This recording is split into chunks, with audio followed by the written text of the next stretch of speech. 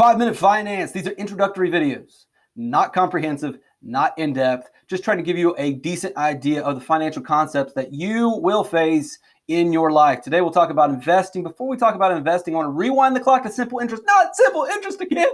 Well, interest is the amount your money grows over time. The reason you put your money in the bank, let's say you put $20,000 in there for 10 years at 3% interest, you will magically earn $6,000 doing nothing but sitting on your butt for 10 years. So that's why your interest, that's why you invest your money. That's how the bank convinces you to put your money in the bank. Otherwise, you would just keep the $20,000 in your pocket.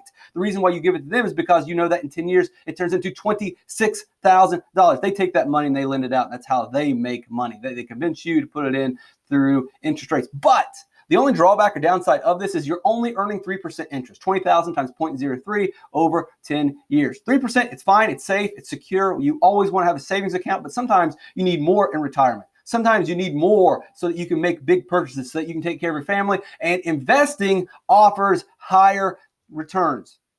On average, good investing will get you 7%. So right now you're getting 0.03 every single year. Well, if you invested that $20,000, you could get 0.07 for 10 years. You do the math to figure out how much. I think 6,000 is what you would have earned. So you do the math on that. I'm not going to calculate it. So I can't do that off the top of my head. 20,000 times 0.0. I'm not going to do it. What is investing? So you can invest in stocks. You can buy a share of a company. You can buy a share of Coca-Cola, IBM, Apple. You name the corporation, you can purchase ownership of that company. And if that company does well, basically, and I'm doing this in a very general sense, you will earn money. But if that company does poorly or that company goes out of business, then you will lose money. That's the main difference between investing and saving. Saving is very safe, it's secure, it's almost guaranteed. Investing is not. Investing offers higher rewards, but it also offers higher risks. Savings, low rewards, low risk. Investing, high rewards, high risk. Now, you can invest in a more secure manner, but you're going to give up on a lot of the rewards to get some of that risk taken away. You can be really risky with your investments, or you can be not so risky with your investments. And then, of course, you could always just save.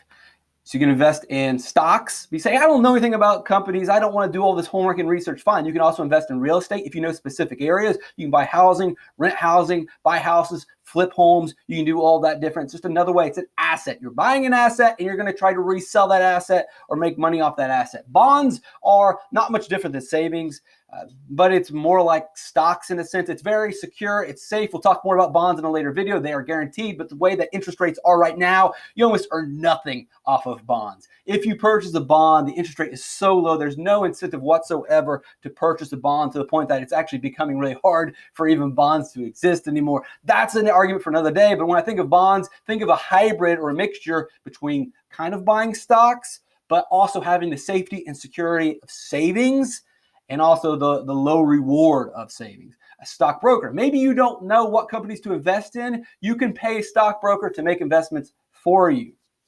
You got to give them money, but they will put your money into different stocks. They'll buy Apple or Facebook, or they'll buy different tech firms or pharmaceutical companies that have come out with a new pharmaceutical invention or cure or vaccine. That's their job all day, every day, is to research companies so they can invest your money for you, but you have to pay a fee.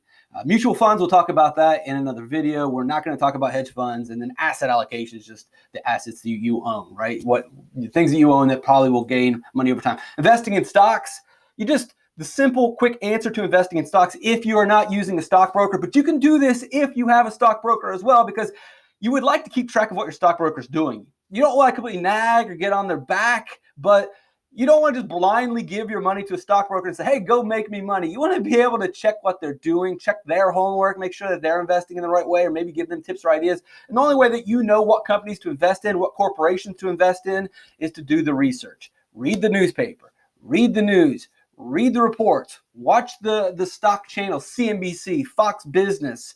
You have to stay informed. You also need to know what's going on in the country. It's not just what these businesses are doing. And you can, if you invest in the company, you get in on their conference calls and you can find out exactly what they're doing, exactly what their plans are.